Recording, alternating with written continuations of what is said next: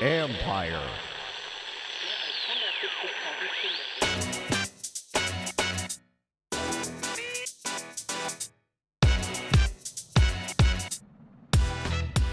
Here we are in a really busy, really wacky, and uncertain week in the NFL. What's up? This is Mike Jones, and this is the Football Jones Podcast. Thanks for coming back for another episode. You can read me at usatoday.com. Follow me on Twitter and Instagram at @ByMikeJones. And like I said, a lot going on. The CBA was passed. There will not be a work stoppage. And so we're going to dissect all of that with Lorenzo Alexander, member of the executive committee for the NFL Players Association. Also going to talk to him. Like I said, this is a weird week because business is going to roll on, but not quite as usual because of the coronavirus. We've got draft visits have been canceled. Teams have closed facilities. A lot of people are working from home. And now free agent visits are probably not going to take place. There's a lot of strange restrictions that teams are having to adapt to as they try to stay safe, as they try to keep their employers and their employees healthy. And so I couldn't think of anybody better than Lorenzo Alexander to talk about the CBA and also give us a glimpse into just kind of how the coronavirus is hampering things and what teams have to do to kind of work around that. So we're going to talk to him right now.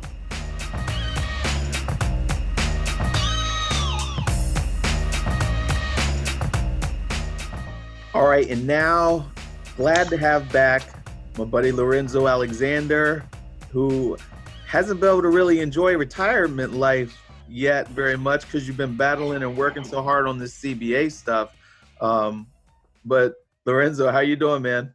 I'm doing real well. Out here in Phoenix. This is where we decided to set up shop after playing in the NFL, and so just having enjoying my time and the extra time on my hands, hanging with the kids. You know, obviously we have the coronavirus right now, and their school has been canceled, and so really just trying to use this time to spend with them. You know, whether we're doing homeschooling in a sense, going outside and playing basketball, really just trying to make this as much as a positive as we can. Yeah, exactly. It's definitely a weird time. And I keep on expecting to wake up and be like it was a wacky dream or something like that. But right. Unfortunately, no. Well, look, I wanted to talk to you about the CBA being, I guess them ratifying the CBA where it was a narrow margin. Were you surprised by that outcome, or was it kind of how you thought it was going to be? Yeah, I thought it was going to be exactly how it turned out. Very narrow.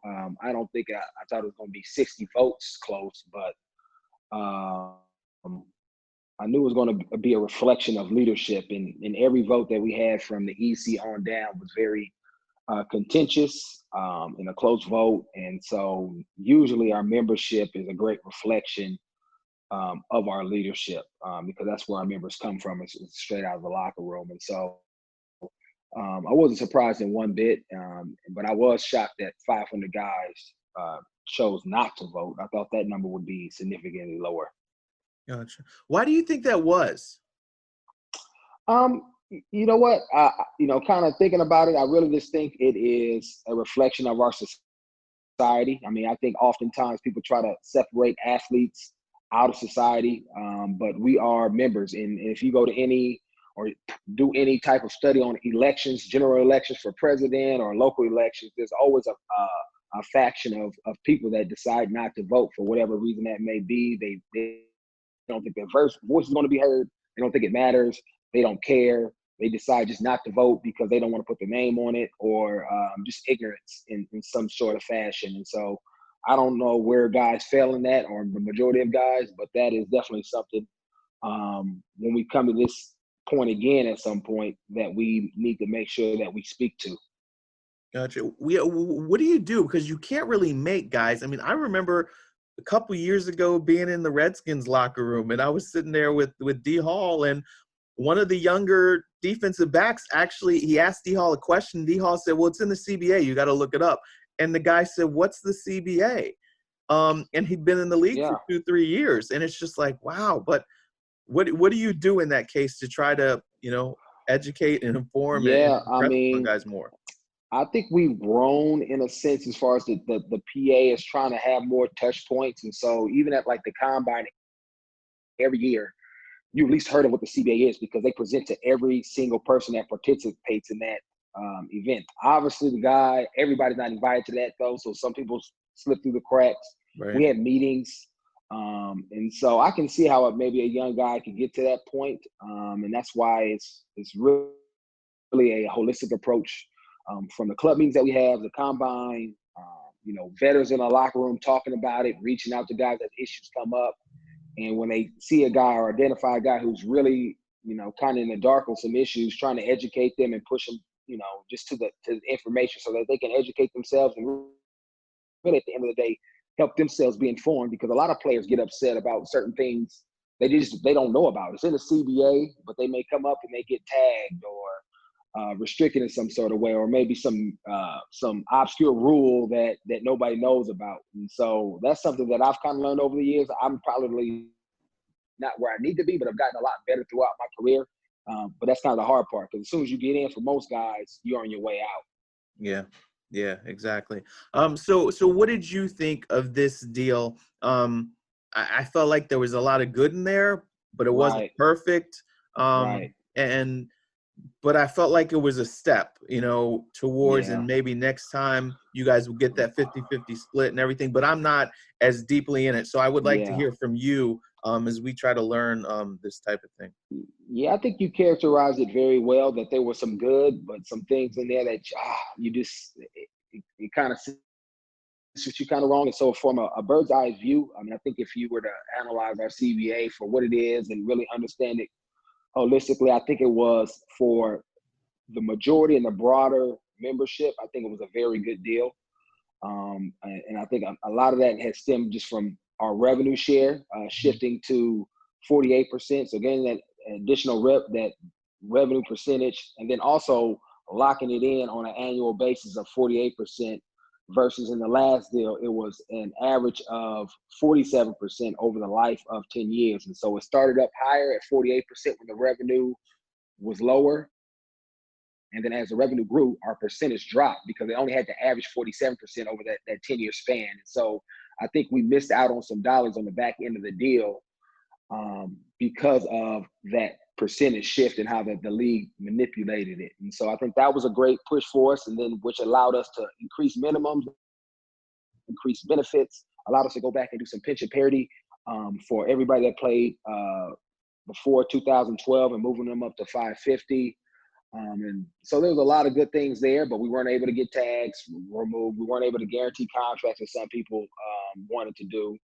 We weren't able to get the 50-50 split, even though we moved in a positive direction. And so there's things throughout it. And then I would be remiss if I didn't mention the Social Security offset and benefits. There will be, families impacted by this deal who will have an offset now if they have Social Security and also get disability through the NFL, which will suck for those families. And so hopefully we can continue to fight for them and maybe get that amended and grandfather some of those families in. But yeah, I think big picture, it's a good deal. And on some individual items, I don't think the deal is where it should be at, or and possibly where we could have probably pushed it to. Gotcha. So, for us on the outside, is it now okay? Everybody sits back and you're all done, or what kind of work do you guys have more work to do on it, more discussions and things like that? The CBA is almost a living, breathing document, and so the work is never done. I mean, I think on the front end of it, making sure that we continually fight for our men, because as they always do, the league tries to find ways to manipulate the deal, into their favor, or because all the legal language and how they interpret it. So we have to continue to work in that essence to make sure that we protect what we gain and maximize the positive aspects of this deal. Much like the drug policy in the last deal, where it was kind of amended after the deal was signed, I think we have to continue to work in the benefits realm, making sure that benefits that we negotiated for and that players fought for, that when it comes to a point in my career when I retire and I've suffered a significant amount of injuries, when I decide to go get evaluated, there shouldn't be all this red tape in a process that's set up to frustrate a guy, to deter him from continuing to fight for a benefit that we essentially as a PA negotiated for. And I think those are the kind of like the horror stories that you hear coming out, kind of now, as far as, getting workers' comp or getting line of duty or trying to get TMP, and coming up with a process that is, I think, identifying and honoring people's sacrifice that they endured while playing this game, and not making it come across as like you're giving me something for free when you're not. Gotcha. Now, the drug policy thing was big. What was your take on that? And do you feel like that it's going to be something that guys are still going to, remain vigilant, remain responsible on, or is it Right. kind of, how do you view that? Because I guess it could go one way or the other. Obviously, the drug policy was a shift, especially when you're dealing with marijuana. As far as leadership was concerned, that was never a big item that we wanted to negotiate over. I think the owners felt, especially the way our society has shifted on just a perception of what marijuana, that it made sense to do something there. And so that was more of a collective thing, as far as moving it more from a punitive issue to more of a rehabilitative. So if you get drug tested and you come up and you pop and you fail, you more than likely have a significant issue with marijuana. You may be abusing it versus being a casual smoker of marijuana. And so I think that was just a great shift, just based on where our culture is in our society, and then also making sure it wasn't to punish guys, but if guys have a problem, to be able to identify it and then help them make a shift in whatever it may be that may be contributing to that addiction. Gotcha. Now, I've talked to some guys who say that they'd rather smoke weed to help ease with pain and things like that than they would pop pills. Do you think that from that regard that this is good in that area? Right. And I think that's what, kind of what I'm talking to, because now you can and I don't smoke, so I don't have a lot of knowledge on it. And so I know you could probably be a casual smoker to deal with some of the issues you're talking about, and the nanogram limits have been raised so high that if you do that, you should be okay. And so, but I'm not a doctor and I can't guarantee that, but I know, but if you, doing it all day, every day, at practice, at work, when you get home, you probably have a real issue. It's not for pain, it's for some other underlying issue that you may be unaware of. Right.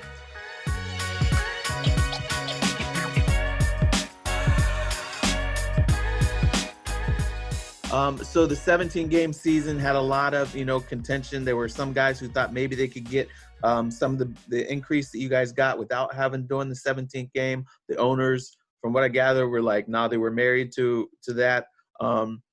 What did you think of that? And then how do you guys just kind of handle taking care of your bodies and making sure that that wear and tear doesn't pile up as it possibly could?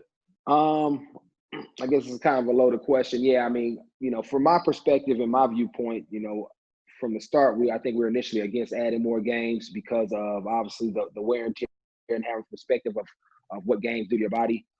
Obviously, during the negotiations, that changed as far as listening to a proposal that included 17 games and what that could do as far as, at the end of the day, it always comes back to money and whether or not they are making enough. Because I think a lot of guys felt that we were entitled or had earned a share of 50% based on 16 games. And so that's why a lot of people are just kind of are frustrated and was disappointed because of the 17th game, and why you got a lot of no votes based on that. But we were able to walk back some some things in training camp as far as going from 27 practices to 16 practices. That hopefully will help. I know it helped me, because I played in the 2006 deal when I had padded practices 2-a-days and Right. then had pads through week 17. With old school coaches like Joe Gibbs, and so being able to walk that back significantly throughout my career helped me extend it. And I think also having this reduction in training camp and treat more people like almost like a 10-year vet, because essentially what we're doing when you're taking these pads off, that you'll be able to extend careers and people will possibly feel fresher at the end of seasons. Gotcha. Now the one thing about the expanded playoff things, I like that more teams get the opportunity, but I don't like the guys, only one conference team gets a bye. That's like a significant advantage, right? It is a significant, because most of those teams normally win it, right? The 1 or 2 seed. Rarely do you get a team in the wild card that finds its way to winning the championship, and that's really because they're not as fresh. I mean, that's why those bye weeks are so precious for guys, because it allows you to mentally and physically recharge your body. And that was also another reason, because you have guys that are in the playoffs every single year, and certain guys are normally fighting for that 1 or 2 spot. And so in their mind, that you are really adding. It really became an 18-game season in their mind, because now if they don't get that 1 spot, you're adding 2 more playoff games or 2 more games to their schedule. And that's why it was, so unique in a guy's perspective, because for me, I'm not in the playoffs every year. So I'm like, it may not even matter to me on a year-to-year basis. But some of the quarterbacks, especially the elite ones, they're in there every single year. So their teams have to endure that if they're not the 1 seed. And so it's definitely going to be different.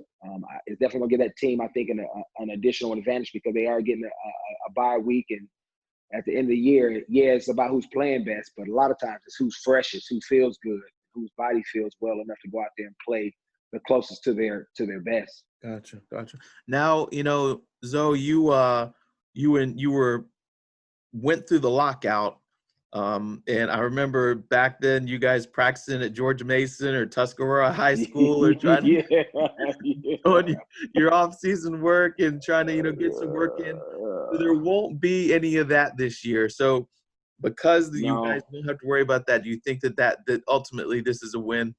I mean, I think anytime you have, and I say certainty, we got this whole coronavirus that's going to obviously impact the off season and the guys being able to work out and free agency and all that, because we're trying to put obviously our country's safety first. So that's going to impact it. But I think having the certainty that you're going to get paid, your family's going to be taken care of, you still have your benefits. I mean, those are all positive things, because I think a lot of guys, whether they want to admit it or not knowing what was past 2021, right, can be a fearful thought, especially if you're a young guy, you're not solidified, maybe you haven't been great with your money. Those are all things that can really, put a family in dire need. Because I remember a lot of people, just when we didn't have benefits, were giving birth to kids, and it was like, well, where's the money going to come from, or how am I going to pay for it? And so it is good in a sense of having some security and knowing that you'll have an opportunity to work and make a team. Gotcha. Now, you mentioned the coronavirus, and I did want to ask you about that with free agency here. It looks like the league year is going to roll on without a delay or anything like that. Right. How do you think, is that going to hamper? I know we can negotiate on phones and, right. conferences and everything, but how much of a change do you think that's going to be, that guys aren't visiting or, physicals and all that stuff? Yeah, I think, well, we've been in contact and trying to figure out the best logistical way of doing it. And so I think from like what you mentioned from a physical standpoint, there's ways to work around that too. Most people live in a city where they can get to a doctor, they can do x-rays, they can do MRIs. If you've had any injuries that players have had or would give a team caution about, right? And then you can easily upload that to your electronic medical records and then publish that, so every team has access to where you're at health-wise. And so I don't see that being a barrier. It's all about whether or not, how do we come to an agreement and implement that. That won't be an issue. I think the only issue I can really see because obviously we don't want our men flying with the coronavirus going on, expose themselves and potentially their families. The only issue I can see in if free agency is not pushed back, is teams like a Buffalo. Mm-hmm. Teams like that, or a team may have a new head coach, and obviously money normally trumps everything. But if money is close, Right. If you go up to Buffalo, and I'm just picking that because they're normally in the media for people turn them down. The way the culture has been shifted and changed up there, if you go up there and visit, you would have a much different perspective of maybe wanting to sign with them versus signing with like a team like I don't know, say the Patriots that are in a similar climate area as far as things to do, whatever, whoever, Cleveland or whatever you want to name. And so I think it may hurt teams more so than players in that regard. But at the end of the day, I just hope that the NFL, does it the best and safe way. And then I think also with free agency, I don't really think they want to push it, because if they push free agency, then you have to think about starting to push the draft. Right. And just the way, things work in our world, it's about, okay, then what does that mean for our bottom line? What does that mean for our sponsorships and dollars if we start moving things and trying to realign things? And that's just what it is. Is it the right way to think about it? I don't know. But as long as we're putting our men's safety, first, I think I'm good with whatever decision they make, if it's done in the best way as far as not exposing our guys to this virus. Gotcha. Now, what about then? You talk about the draft. I'm thinking about guys that they had good combines, but maybe going on those draft visits would help cement things a little bit more, because there were some coaches, Sean McVay and his coaches, the Broncos coaches, they left the combine, didn't do a lot of interviews because they said we'll be able to meet with guys face to face when they come for our draft visits. Now that's gone. So what's the way around that there? And do you think that that'll hurt kids? Like maybe a Jalen Hurts who isn't a top quarterback, but isn't a bottom tier and could face to face. Yeah, those are the guys that's gonna hurt. I think more so kind of like your later rounds. If you're a top round pick, you know what you're getting out of a guy, and kind of speak to the Rams' perspective of what they did. I guess that's a great lesson that tomorrow isn't promised. Mm-hmm. And when you have your opportunity, take advantage of it and do your work when you can, and don't assume that everything will be fine in the future. And that's just with anything that you're doing in life. But I think it is what it is at this point. You have to kind of rest on the game film that you put out there, the combine. If you was fortunate to go to the combine, put that out there, and it's definitely going to be a different draft. But I think every year, teams or guys are impacted, based on how they work out, not going to the combine, and then taking visits. And even if you're taking visits, normally you are a top tier guy, and they pretty much know who you are and what you do. Okay. They've done a lot of ramp up interviews going back to your, really starting at the end of your junior year. So there's a lot of information on guys. Maybe if you have a GM and head coach or organization that is kind of stuck between two guys, it may make an issue. But at the end of the day, I think both players at least will get drafted, probably high if it comes down to something like that. All right, Zoe, well, I really appreciate your insight. It's going to be interesting to see with this. I mean, we got some teams' off-season workout programs are supposed to start in a couple of weeks, but we don't know what's going to happen there. But I doubt that happens. Yeah. Well, thank you so much, and hopefully things slow down a little bit for you so you can soak up, and start enjoying that retirement life. But I know you're always active. You're always going to be into something, I imagine. Yeah, appreciate you, brother. Yeah, I'm always doing something. Starting with the family at the house, but you'll see me around. Yep. Good deal. All right, Zoe, thanks so much for coming on, and we'll talk to you soon. I appreciate you, bro.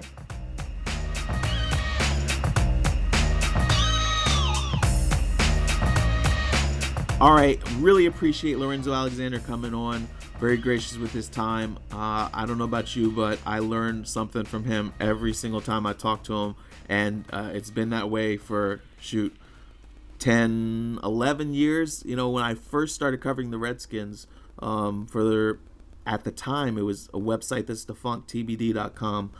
But he was the first interview I did, and I learned a whole lot about the team and the breakdown and everything like that. And so then as I went to the Washington Post, I always knew if I was trying to learn something about the team, about the league, Lorenzo was a guy to go to, stand-up guy, would always break it down very clearly. And so nothing has changed. He's still a go-to guy.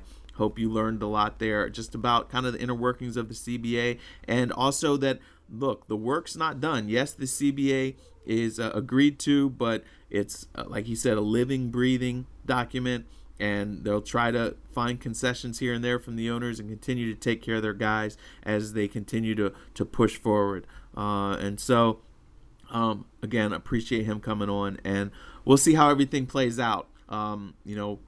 The franchise tag deadline today, the legal tampering window begins today, which is Monday, and then on Wednesday, for now, is when free agent signings are supposed to begin to take place at 4 p.m. On Wednesday, and we'll see how teams work around this. If the travel restrictions do hamper efforts, or if they find a way to get everything done. But anyway, hope you have a great day. Please download this episode, grab a link, and send it out to some friends. Post it on social media even, and go on there, leave a review, and I will keep you posted. Talk to you next week. We'll talk about the latest free agency moves and what else is going on with the coronavirus and how it affects the NFL. Again, you can read me at usatoday.com. Follow me on Twitter and Instagram @ByMikeJones. Thanks. Have a great day and be safe out there.